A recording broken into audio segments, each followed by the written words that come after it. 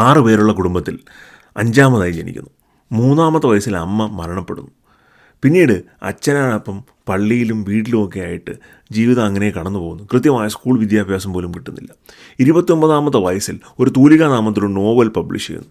അന്നത്തെ ഭാഷാ നിരൂപകരും ഭാഷാ പണ്ഡിതന്മാരും എല്ലാം ഈ നോവലിനെ കംപ്ലീറ്റ്ലി ഔട്ട്കാസ്റ്റ് ചെയ്യുന്നു. പിന്നീട് വർഷങ്ങൾക്കിപ്പുറം ആ നോവൽ ഇംഗ്ലീഷ് സാഹിത്യത്തിൽ തന്നെ ഒരു മാസ്റ്റർ പീസായി വിലയിരുത്തപ്പെടുന്നു. പറഞ്ഞു വന്നത് എമിലി ബ്രോണെ പറ്റിയാണ്. വുദറിംഗ് ഹൈറ്റ്സ് എന്ന നോവലിനെ പറ്റി. വുദറിംഗ് ഹൈറ്റ്സ് ഇപ്പോൾ സിനിമയായിട്ട് തിയേറ്ററിൽ വന്നിട്ടുണ്ട്. മാർഗറ്റ് റോബിയാണ് ഇതിൽ കാത്തിയുടെ റോള് പ്ലേ ചെയ്തിരിക്കുന്നത്. ജാക്കബ് എലോഡിയാണ് ഹീത്തിൻ്റെ റോൾ പ്ലേ ചെയ്തിരിക്കുന്നത്. ഹീത്തിൻ്റെയും കാത്തിയുടെയും വന്യമായ പ്രണയത്തിൻ്റെ കഥ പറയുന്ന വുദറിംഗ് ഹൈറ്റ്സ് 1700-കൾ 800-കളിലെ ഇംഗ്ലണ്ട് നഗരം, അല്ലെങ്കിൽ ഇംഗ്ലണ്ട് ഒരു ഔട്ട്സ്കേർട്സ്, ഇതെല്ലാം സിനിമയിലെ കേന്ദ്ര സ്റ്റോറി ടെല്ലിംഗ് എലമെൻസാണ്. ഒരുപാട് ഡീപ്പായിട്ടുള്ള ക്യാരക്ടേഴ്സ് ഉണ്ടായിരുന്നിട്ട് കൂടിയും സിനിമയുടെ നറേഷൻ വളരെ പ്ലെയിൻ ആയിപ്പോയി. പല ക്യാരക്ടേഴ്സിനും ഡെപ്തില്ല.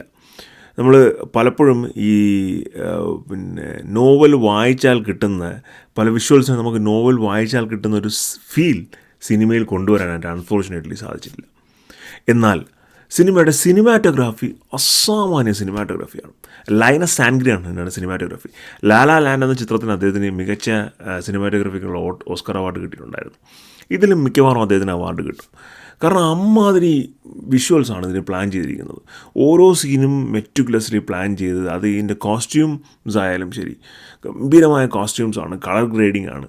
ആ ഒരു ടെക്നിക്കൽ സൈഡിൽ പടം എക്സെപ്ഷണലി ബ്രില്യൻ്റ് ആണ്.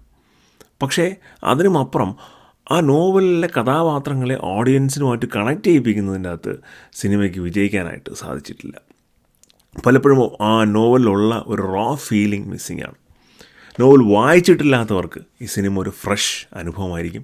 വളരെ സ്ലോ പേസ്ഡ് നറേഷനാണ്. So beware of that. And also കുറേ 18+ കണ്ടൻ്റ് ഉണ്ട്. സോ അതുകൊണ്ട് തന്നെ കുട്ടികളുമായി കാണരുത്. നോവൽ വായിച്ചിട്ടുള്ളവർക്ക് ഈ സിനിമ ഒരു ഓക്കെ അല്ലെങ്കിൽ ഒരു ആവറേജ് അനുഭവമായി മാത്രം തോന്നിയേക്കാം. എന്തായാലും ചിത്രം നിങ്ങൾ കണ്ടു നോക്കുക. വുദറിംഗ് ഹൈറ്റ്സ് എന്ന നോവലും വായിക്കാൻ ശ്രമിക്കുക. കണ്ടിട്ട് നിങ്ങളുടെ അഭിപ്രായങ്ങൾ പറയുക. അപ്പോൾ മറ്റൊരു വീഡിയോ ആയിരിക്കും.